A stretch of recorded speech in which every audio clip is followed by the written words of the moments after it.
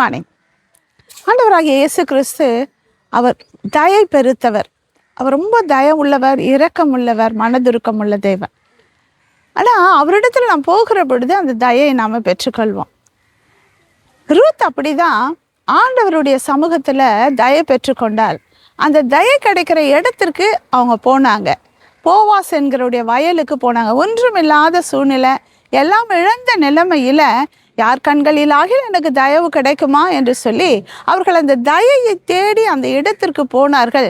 Boaz அவர்களுக்கு அந்த தயையை கட்டளையிட்டார், வேண்டியபடியெல்லாம் செய்தார். அவர்களுடைய வாழ்க்கை மீண்டுமாக கட்டப்பட்டது. பெரும்பாடு உள்ள ஸ்திரீ, அவர்கள் உதிரப்போக்கினால அவர்கள் கஷ்டப்பட்டு கொண்டிருந்த பொழுது அவர்கள் அந்த தயையை தேடி ஆண்டவரிடத்துல போனாங்க.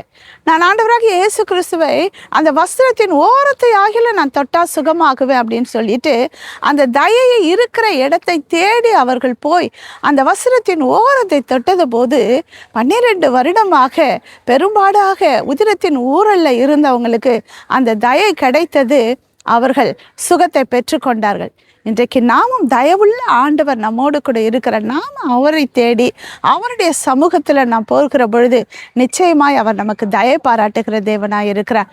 இன்றைக்கு நீங்களும் எந்த காரியத்திற்கு உங்களுக்கு தயை வேண்டும், நீங்கள் மனுஷர்களை தேடி ஒருவேளை தயை தேடி போகலாம், அதெல்லாமே ஒரு நாளில் ஒன்றுமில்லாமல் போகும்.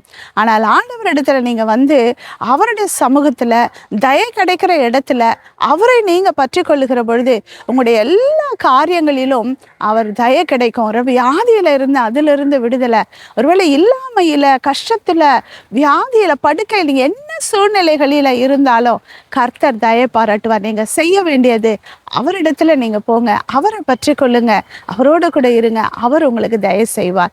Have a nice day. Jesus loves you.